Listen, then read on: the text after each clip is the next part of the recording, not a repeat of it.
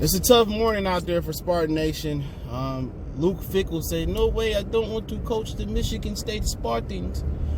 Luke Fickell, after talking it over with his family, is going to stay in Cincinnati. I'm not sure if Cincinnati going to give him a big pay raise, but he decides after interviewing with Michigan State that he doesn't want to go there. And he's supposed to be Mark D'Antonio, or whatever the old coach name is. I'll get him and the Houston Rocket coach mixed up. His right-hand man, but let's talk about it. We're back. Mercy Sports Talk in the building. Appreciate everybody for checking in. Make sure you follow us on Facebook, Instagram, Twitter.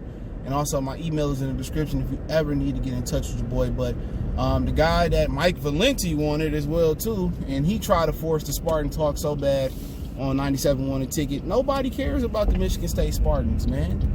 It's, it always shifts to talking about the Wolverines. So even though a lot of the new age fans here try to be Michigan State fans, they don't know nothing about sports, no way. But Luke Fickell says no. And, unfortunate, for Michigan State. I think he was the ideal guy. Remember, he was the guy that was the bridge between Jim Tressel and Urban Myers at Ohio State. And there may be a chance that he goes back to Ohio State if Ryan Day, falls off or he moves on to another coaching position.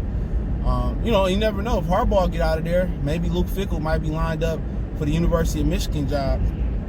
And University of Michigan people, they love the Michigan man, and they never really accepted Rich Rodriguez, which Rich Rodriguez didn't even work in Arizona. And that's a whole story for another day. But, for Michigan State, they got to find a guy that can be like Mark D'Antoni, but D'Antonio, whatever his name is, but be more innovative. That was the D'Antonio problem, was the innovation of the offense. Defense, if you have him as your defensive coordinator, I think, defense really don't change much.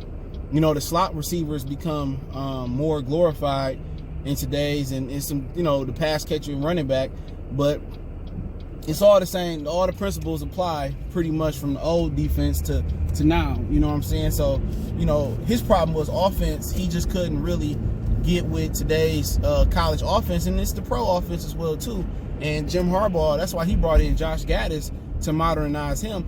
And at the end of the day, you gotta have a leader that's willing to delegate.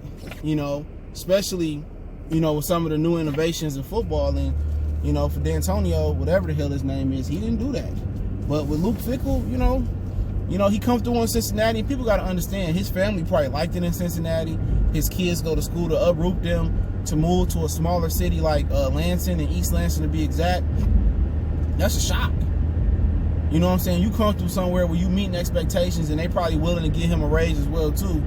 I think it was more about being comfortable in Cincinnati and his wife not wanting to pick up and move, and then a lot of issues going on at Michigan State, with the basketball team and some of the players getting away with some stuff, the football little lawsuit going on, and some of the players getting in trouble off the field, and the East Lansing police being real anal up there about things and not letting things slide.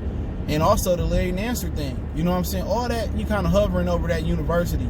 And then some of the racial things going on. There's a lot going on at Michigan State. So I think Luke Fickell was comfortable being at Cincinnati. And they also reached out to the Salas guy that a lot of people want to be the next Detroit Lions head coach. He a local guy.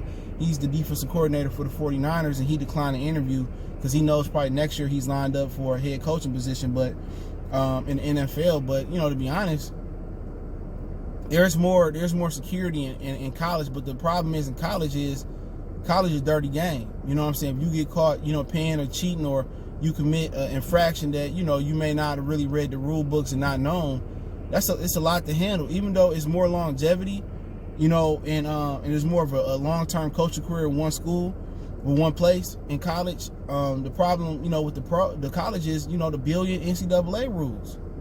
And then they let certain colleges cheat and pay players, and then they crack down on certain colleges. Very, very inconsistent. So I can understand why he want to, where he got to start off in Michigan State. I understand why he want to, continue in a career in the NFL. But, with Luke Fickell not wanting to be there or not wanting to come to Michigan State, it's late in the game. And also, you remember he got his recruits, signing day and came and going. He done promised his recruits. Had Michigan State done this early in the process, maybe he comes. Maybe he willing to uproot his kids at the semester break. And then go up to Lansing and do some things. Maybe he ready to position his family then, if it's like, by November he be there, you know. But now he can't get some of his Cincinnati guys to, you know, come to Michigan State, and he already made them dudes promises too that I'm gonna be here and I'm gonna be the head coach.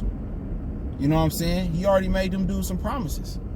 So you don't want to be known as the selfish coach, you know, that gyps some kids out of an opportunity. So I definitely understand it, man. So for Luke Fickell, he did what's best for him, and Michigan State got to find somebody else. And I fear they waited so late in the process that they're not going to find the right candidate. You know, I think the candidate they're going to get is probably going to be spark out. But maybe they can go to the NFL and find somebody that's innovative, some really, really young coach that can come in and do some things. But, you know, I really don't know where they go from here. You know, maybe it'd be some I think I would go young and innovative. You know, you're going to take a few steps back. You got to understand one year where he couldn't really recruit who he wanted to, this new coach. So you really got to give him a two-year grace period. So, you know, before he can start actually doing something. So, like I said before, Luke Fickell said no. I was expecting that to happen because it was so late in the process. But, you know, D'Antonio stuck into Michigan State University on the way out. And that's who Spartan fans should be mad at. He should have been made this decision months and months ago. But, you know, when that little lawsuit came up, I think that was the final straw. But I appreciate everybody for checking in. Motor City Sports Talk once again. Don't forget to be on Facebook, Instagram, Twitter. Reach out to the email. All the information is in the description. Best way to donate is share the video. And you need to reach out to the email. Like I said, all my information is there. Appreciate the love, support. Y'all know what the business is. One time for the one time, we gone.